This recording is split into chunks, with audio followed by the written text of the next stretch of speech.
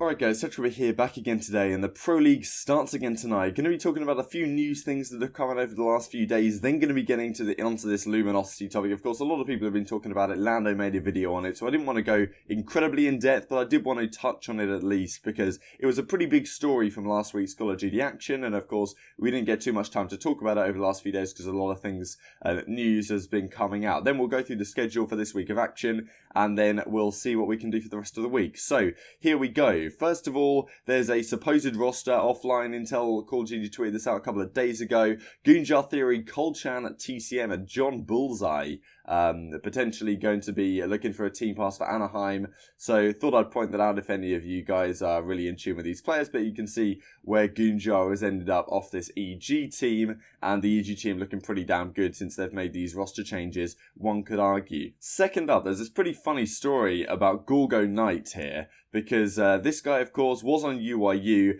and he's been tweeting out about that he's been popping these bets on the CWL matches, and he is the substitute for Midnight, so he is technically a player within the league.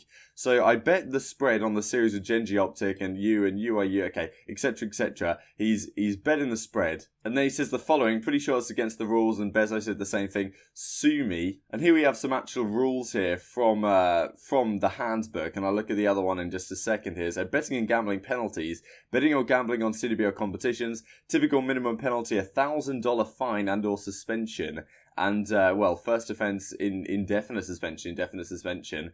And then we have the following here. This is from elsewhere in the handbook. Gambling on the outcome of CWL games or matches or any other way associated with the CWL can pose a serious threat to the integrity and public confidence in the CWL and the administration. Participants are not allowed to place or attempt to place bets on any games or matches in any other way associated with the CWL. This rule also prohibits participants from participating in anyone else's betting activities, asking anyone to take bets or to place bets on CWL games or matches or in any other way associated with the CWL participants themselves, or encourage anyone else to bet on CWL games or matches. So it does seem like it's against the rules. I don't know if Gorgonites is going to get punished or anything like this. MLG and the CWL seem to do a lot of stuff behind the scenes. And, well, we'll have to see if this develops at all over the coming days. So let's move on here. Like if you guys enjoyed the video, because I didn't say that at the start, subscribe if you're new, as always, all the good stuff.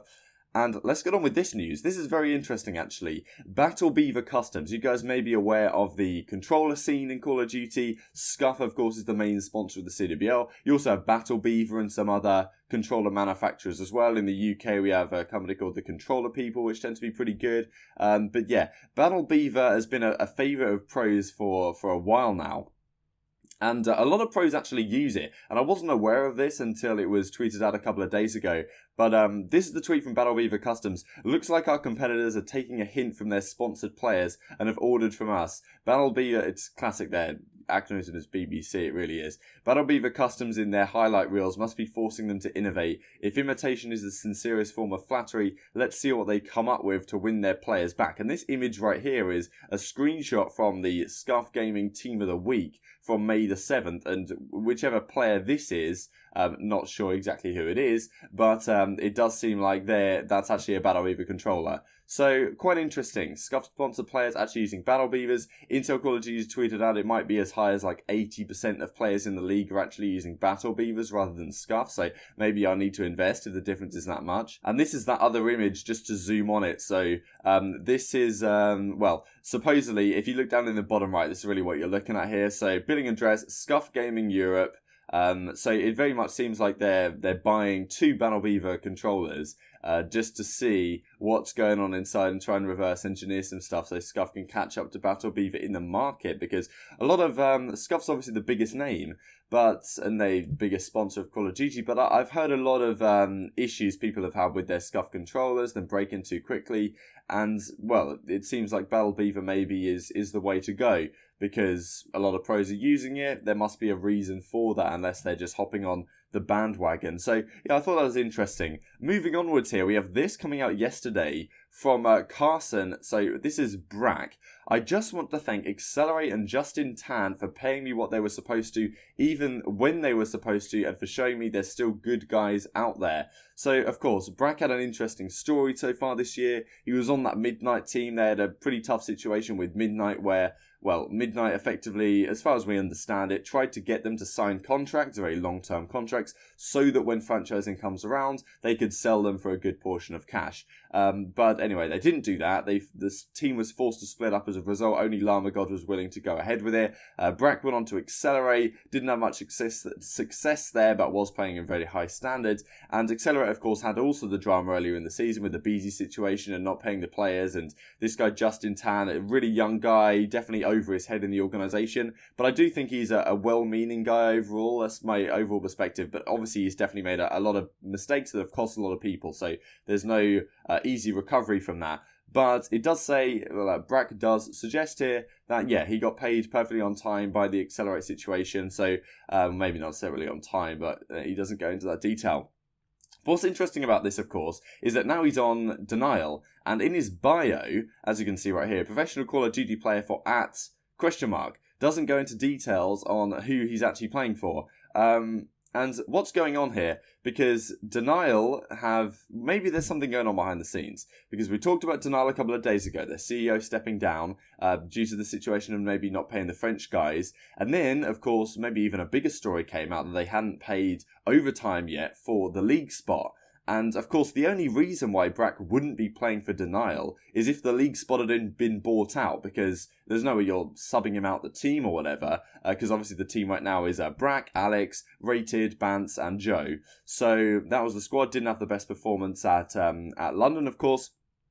And yeah, so Brack mentions here, maybe something's going on with Denial and something behind the scenes. Of course, MLG never say stuff publicly about this, but behind the scenes they may be really looking into this Denial situation and well, having strong words, because I don't really know why Brack would take Denial out his title, because there's really nothing he can do to leave the team unless they do get bought out. So we'll have to see how that develops. One more thing before we go on to the LG stuff real quick.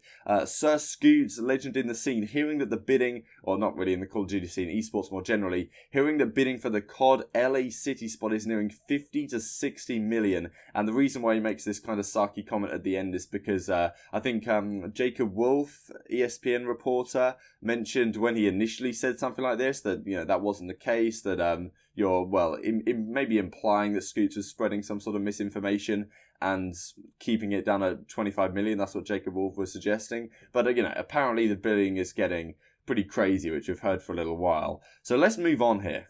These are the current standings in Division A of the Pro League. Here's Luminosity chilling at 5-9. Of course, they've never been a great team in the Pro League, but on the whole, their team really isn't performing well at all right now. If we just have a look at the schedule for last week. So they lost to FaZe in a 3-0 fashion in the rematch from London. They lost to EG 3-1, and then they got 3-0'd by Midnight. So 1 in 9 map count over the course of the week. Solid teams they lost to. But not incredible teams by any means. They didn't even have to play Optic or anything like that, or even Gen G. So, well, scary stuff really for Luminosity right now.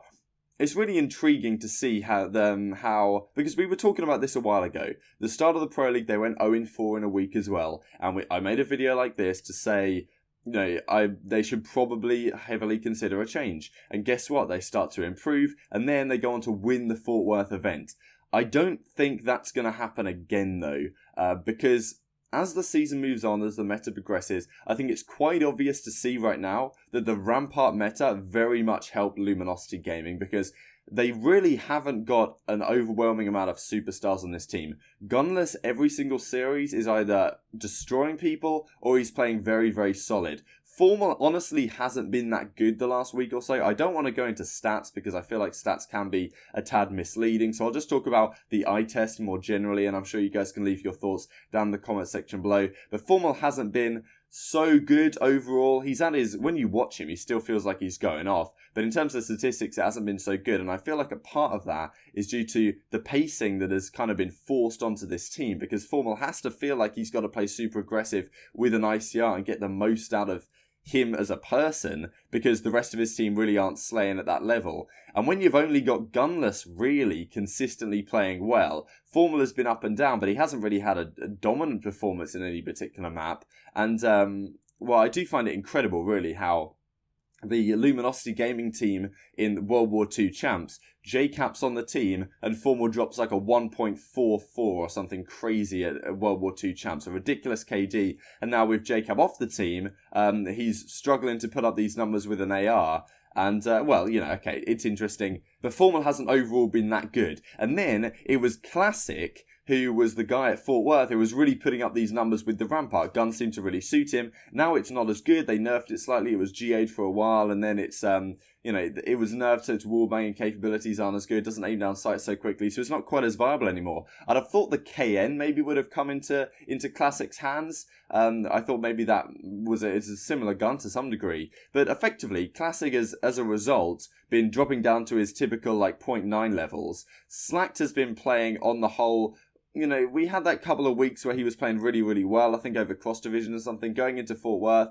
Slacked was a very good player, but he's kind of dropped off to that level as well, and John as well hasn't been good the entire year, really. Can you even remember a map where John took over and won in the game single-handedly? Like, I can't. Sometimes he's quite good on frequency, but apart from that, he really hasn't been that good at all this year. And it's something you tend to expect with John for him to get better throughout the season, but he hasn't done it so far. So I'm not going to pretend that I expect that to happen this season. So I really feel like on the surface right now, that just the talent on this team is there, but something about the way they're putting it together just isn't working. Because this team is obviously capable of winning an event, but I think without the Rampart in play, and what I was going to really get to is the fact that the Rampart is not going to come back into the meta. Like, the meta is basically stable now for the rest of the year, so you're not going to be able to have another situation where the meta changes or something for champs, and then LG are suddenly god tier again because Classics on this new weapon using the Vapor or something. I highly doubt any such changes as significant as that would happen. So as a result, I feel like LG should definitely be heavily considering a change right now. Of course, they can't make a change yet. They've still got to wait till Anaheim. That's why having your substitute being your coach is a risky move, because they've got Ricky as their coach. Are you going to swap out Ricky for someone? Like, he's a blackout king, but whether he's going to be as good playing in the league, like, who are you going to switch out from? You're going to put Classic out for Ricky? You're going to try that? I don't even know if it's worth trying, to be honest with you, because I really don't see why that would be an upgrade. Maybe just switching things up will throw other teams off, but I don't see how it can be an upgrade personally to your team, with Ricky really not playing competitive in a lot of months, since way back on Pittsburgh Knights or whichever exact team he was on way back in the day earlier this year. So be interested to hear your thoughts on it. Of course, they can't make changes until a long time, a month away. We've got to wait all the way to Anaheim, and then after that they can make a change. I would be surprised if they didn't, to be honest, at the current time, because they'd had a really shocking time, and we'll have to see how things go this week. These are the matches then for the rest of this week, starting off with on Monday tonight, Evil Geniuses versus Midnight is first up, then Reciprocity Luminosity. Probably going to go EG and Rec for these ones. Somewhat tough to call though. And then, yeah, Midnight Rec. I don't want to give predictions for this. I don't like to give predictions really before the start of the week, because my predictions will always change as the week weaves on, because of how teams are looking and whatever. So, yeah, Midnight Rec, Optic AG, which is going to be a fun series if EG are still playing as good as they are. UYU Luminosity, which is going to be a battle of maybe the worst team in the league right now. We'll have to see how that's going, or at least in Division A. FaZe Clan versus Gen G. It's going to be quite exciting if Gen G can bounce back at all. FaZe EG, which is always an exciting one. You've got Attach versus the team you could have gone to back on FaZe instead of a Seam supposedly. UYU Reciprocity, Midnight Optic, Gen G Luminosity. And to finish off the week, we have FaZe Clan, Midnight, Evil Geniuses Reciprocity, Gen G UYU, and LG Optic Gaming to finish out the schedule. Probably people are thinking, wow, LG OG, it's going to be a hype matchup, Formal versus Optic. On current form, it's going to be a hot 3-0. There's no denial about that. So I hope you guys enjoyed the video. Like if you did, subscribe if you're new as always. Thank you guys so much for watching, as always, and I will see you next time. Your last asset. Complete the mission.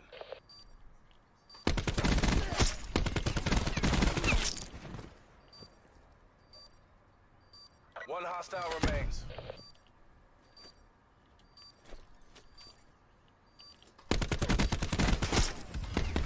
Easy. Clip that shit, Lyndon. Stay in the zone. Easy. Going